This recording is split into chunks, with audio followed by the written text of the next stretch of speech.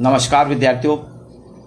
समाजशास्त्र में एक महत्वपूर्ण नाम है जुरेगन हैबरमास। आपका जन्म आज 18 जून को आपका जन्म। उन्हीं के जन्मदिन पर जुरेगन हैबरमास जो एक जर्मन के समाजशास्त्री थे, फ्रैंकफर्ट समुदाय से आपका सरोकार रहा। उनके जन्मदिन पर आज आपके साथ में ये कुछ चर्चा करूंगा। जुरेगन हैबरमास कार्ल मार्क्स के जितने बड़े समर्थक थे उतने ही बड़े आलोचक भी हैं। अभी इनका जन्मदिन है 18 तारीख को। इन्होंने कहा, जुरेगन हैबरमास का कहना था कि कार्ल मार्क्स ने सिर्फ आर्थिक निर्धारणवाद की चर्चा की है। वो कहते हैं कि समाज में पूंजीवादी समाज में संस्कृति की भूमिका क्या है। बोले पूंजीवाद तो है, लेकिन पूंजीवाद के कारण समाज की संस्कृति में क्या है, इस पे कोई चर्चा ही नहीं करी कार्ल मार्क्स ने। यही उनका कहना था। कार्ल मार्क्स की सबसे बड़ी कमजोरी है कि आर्थिक निर्धारणवाद की बात करते हैं कार्ल मार्क्स, लेकिन पूंजीवादी समाज की संस्कृति की बात नहीं करते, जो कि करना चाहिए। और हैबरमास ने इसी उपेक्षित विषय को, उन्होंने के समाज के ऐसे उपेक्षित क्षेत्र को उन्होंने बात की। और इसलिए उनका जो सिद्धांत थे, कल्चर ऑफ इंडस्ट्री, उद्योगों की संस्कृति, culture of film, culture of TV, culture of नाटक, कल्चर ऑफ प्ले, इस पे बहुत कुछ लिखा। 18 जून 1929 को जर्मनी के एक मध्यम वर्गीय परिवार में आपका जन्म हुआ था। आपके पिता चैम्बर ऑफ कॉमर्स के डायरेक्टर थे। ये प्रारंभ से ही जर्मनी का, जब इनका जन्म हुआ उस दौर में जर्मन में नाजीवाद बहुत था। इन्होंने नाजीवाद आंदोलनों में भाग लिया, बाद में उसका विरोध भी किया है। 10 साल की उम्र में, जब 10 साल के थे हैबरमास, तो हिटलर की जो यूथ ब्रिगेड थी उसके सदस्य बन गए। और 15 साल की उम्र में सेकेंड वर्ल्ड वार जो हुआ है, द्वितीय विश्व युद्ध हुआ है, उसमें पश्चिमी क्षेत्र में इन्होंने भाग लिया। उससे आने के बाद इन्होंने फिर अपनी पढ़ाई आगे बढ़ाई और धीरे धीरे आगे बढ़ते रहे। ये बेसिकली हैबरमास प्रारंभ में दर्शन शास्त्र के साथ जुड़े थे, लेकिन दर्शन शास्त्र के बाद इन्होंने समाजशास्त्र में अपने आप को जोड़ा और समाजशास्त्र में पीएचडी करी। और इतना ज़्यादा इनके प्रतिभावादी छात्र थे कि इनको जर्मन में इनको एक प्रोफेसर बनाया गया। ये जो थे बहुत ज़्यादा इन्होंने कहा। और 1960 में इनके बारे में बताया जाता है कि 1960 में जर्मनी में जो छात्र आंदोलन चल रहा था, जर्मनी के छात्र आंदोलन के प्रमुख सिद्धांतकार के रूप में जुरेगन हैबरमास जाने जाते हैं।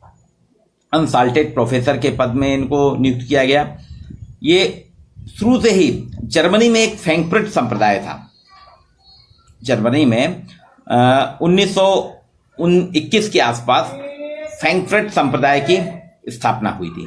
फ्रैंकफर्ट स्कूल जो है, ठीक उसी तरह से जैसे आपने देखा होगा हमारे यहाँ दिल्ली है, जबलपुर है, यहाँ पे वामपंथी लोग जो हैं, कम्युनिस्ट वाले वामपंथी विचारधारा के लोग और इंटेलेक्चुअल लोग, एक्चुअल में बुद्धिजीवी लोग, ये क्या करते हैं, कॉफी हाउस में जाके कॉफी की चुस्कियां लेते हुए सैद्धांतिक विषयों पर चर्चा करते हैं, समाज में कौन कौन से विषय। इसी प्रकार से 1921 में जर्मनी में एक फ्रैंकफर्ट संप्रदाय हुआ था, जिसमें सैलून में, कॉफी हाउस में, आपके रेस्टोरेंट में इंटेलेक्चुअल लोग इकट्ठे होते थे, बुद्धिजीवी इकट्ठे हुआ करते थे और वहां पे समसामयिक विषयों पे चर्चा करते थे। तो हैबरमास जो थे फ्रैंकफर्ट स्कूल के थे और फ्रैंकफर्ट स्कूल के साथ रहते हुए इनने फ्रांस के बहुत से विचारकों, जिसमें बोर्दियो, डेरिडा, फूको, जैक्सन, जिन्होंने आधुनिकता और उत्तर आधुनिकता की उस वक्त बहस छिड़ी हुई थी। पियरे, बोर्दियो, डेरिडा, फूको, जैक्सन जो है मॉडर्नाइजेशन और पोस्ट मॉडर्निज्म की बात कर रहे थे। इसका हैबरमास ने विरोध किया। हैबरमास कहते हैं ये पोस्ट मॉडर्निज्म की कोई बात ही नहीं करना चाहिए। बोले अभी हमारा यूरोप और पूरा अमेरिका जो है पूरी तरह से आधुनिक नहीं हुआ, आधुनिकता की ओर बढ़ रहा है, आधुनिक हुआ ही नहीं है। बोले ऐसे में हम अगर उत्तर आधुनिकता की चर्चा करते हैं तो वो बेईमानी होगी। तो हैबरमास जो है शुरू से फ्रैंकफर्ट समुदाय के होने के कारण ये लगातार विरोध करते थे। बाद में उन्हें बदल गए। हैबरमास का जो मेन योगदान है, उनका कहना था समाज के छोटे छोटे मुद्दों पे हमको चर्चा करना चाहिए, वो नहीं हो रही है। इसलिए वो कहते हैं कि संचार व्यवस्था के इनको विशेषज्ञ माना जाता है, क्योंकि संचार की व्यवस्था उस वक्त काफी विकसित हो रही थी। इन्होंने कहा कि वास्तव में औद्योगिक क्रांति के बाद जो नए नए इनोवेशन हो रहे थे उसमें संचार व्यवस्था को इनने महत्वपूर्ण माना और इसका अध्ययन हमें समाज के लिए करना जरूरी है। औद्योगिक क्रांति के प्रबल विरोधी थे। हैबरमास कहते हैं औद्योगिक क्रांति जो आई है उसने समाज में एक नए प्रकार की संस्कृति विकसित की है। औद्योगिकरण ने एक नई संस्कृति विकसित कर दी जिसमें लोगों के सोचने की क्षमता, हैबरमास ने कहा है औद्योगिक क्रांति के कारण लोगों के सोचने की क्षमता और आलोचनात्मक बुद्धि ये क्षीण होती जा रही, कमजोर होती जा रही। लोग वाक अपने सोच ही नहीं रहे कि औद्योगिकरण ने क्या सब चीज इतनी करके दे दी है तो हमारे सोचना, हमको थिंकिंग जो है, नॉलेज हमारा खत्म होता जा रहा है। पूरा का पूरे जो संपूर्ण समाज जो है यांत्रिक बन गया है, यानी whole society make a mechanical society. वो कह रहे हैं पूरा समाज हमारा यांत्रिक समाज, व्यक्ति यांत्रिकृत हो गया है, हमारे संबंध यांत्रिकृत हो गए, हम यंत्रों के माध्यम से व्यवहार कर रहे हैं। और अब तो कोरोना काल में और आर्टिफिशियल इंटेलिजेंस की बात हो रही है, तो हैबरमास ने जो बात उठाई थी वो वास्तव में उनका कहना था कि मैकेनाइज हो जाएगी सोसाइटी तो बाद में। और ये हम देख भी रहे हैं, ये कोरोना जो संकट आया ये क्या हुआ, वुहान की वायरोलॉजी लैब में जो वायरस का अध्ययन कर रहे थे उसमें हो सकता है किसी टेक्नोलॉजी के कारण वहां जो उपयोग किया जा रहा था यांत्रिकीकरण के कारण वहां वो कोई चूक हुई या गलती हुई या जानबूझ के जो भी है ये अपन नहीं कह सकते, लेकिन वो जो वायरस हुआ उससे आज पूरी की पूरी दुनिया रुक गई है। और अगर हम आगे, वो कहते हैं यांत्रिकृत करने के कारण यंत्र पे डिपेंडेंसी हमको हमारे सोचने की क्षमता, हमारे जानने की क्षमता, हमारे आलोचना करने की क्षमताओं को बाधित करती है। 1950 के दशक में लोगों का मानना था, वो कहते थे कि 1950 के दशक में कि अध्ययन विधि वैज्ञानिक होने चाहिए।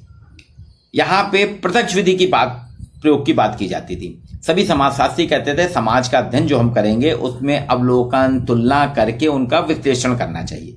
लेकिन हैबरमास ने इसका विरोध किया। हैबरमास बोलते हैं हम इसको नहीं मानते। उनका कहना था तर्क से हम सामाजिक यथार्थता को नहीं समझ सकते। बोले सोशल रियलिटी के लिए लॉजिक उतना उपयोगी नहीं है। लॉजिक से हम सोशल रियलिटी को कैसे जानेंगे? सोशल रियलिटी रोजमर्रा के जीवन के अध्ययन से हम समझ सकते हैं।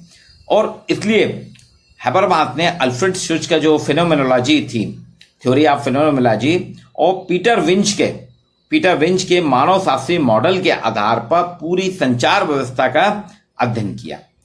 इनकी बहुत सी किताबें जो है उसकी हम चर्चा करेंगे, जिसमें नॉलेज एंड ह्यूमन इंटरस्टेट 1968 में आई, communication and the evolution of society 1986 और 88 में आई, बिटवीन फैक्ट्स एंड नॉर्म्स एक इनका प्रोजेक्ट है जो अभी तक पूरा न्यूज पे चर्चा चल रही है, ये इन्होंने करा, the logic of the social science, structural transformation of the public sphere 1989 में आई। ये कुछ इनकी महत्वपूर्ण किताबें हैं। अब सोचिए आज हमारे यहाँ भारत में जो सिविल सोसाइटी की बात की जा रही है, हमारे यहाँ बात की जाती है, वकालत की जाती है कि समाज कैसा होना चाहिए, सिविल सोसाइटी का महत्व होना चाहिए, सिविल सोसाइटी की जिम्मेदारी की बात हो रही है। हैबरमास ने जर्मनी में सिविल सोसाइटी की बात की थी। उन्होंने कहा था 1989 के आसपास पब्लिक स्फीयर में अपनी बुक में कि सिविल सोसाइटी को महत्व दिया जाए। बोले हम जो आदर्श कथन बात की बात है, आदर्श कथन बदलने होंगे हमें। ये जो हमारे आइडियोलॉजीज हैं अभी तक जो हम आदर्श कथनों की बात, हमारे सिद्धांत ये हमें बदलना होंगे। ये कोई टॉकिंग शॉप नहीं है।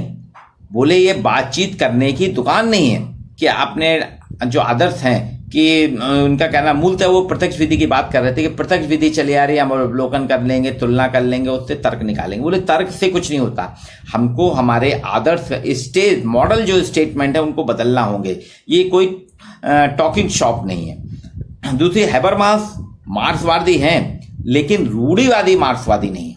हैबरमास को जानने के लिए हमको, जो हम कहते हैं ना कि लोग कहते हैं कि वो मार्क्सवादी हैं, लेकिन मार्क्सवादी तो हैं लेकिन कंजर्वेटिव रूढ़िवादी मार्क्सवादी नहीं है।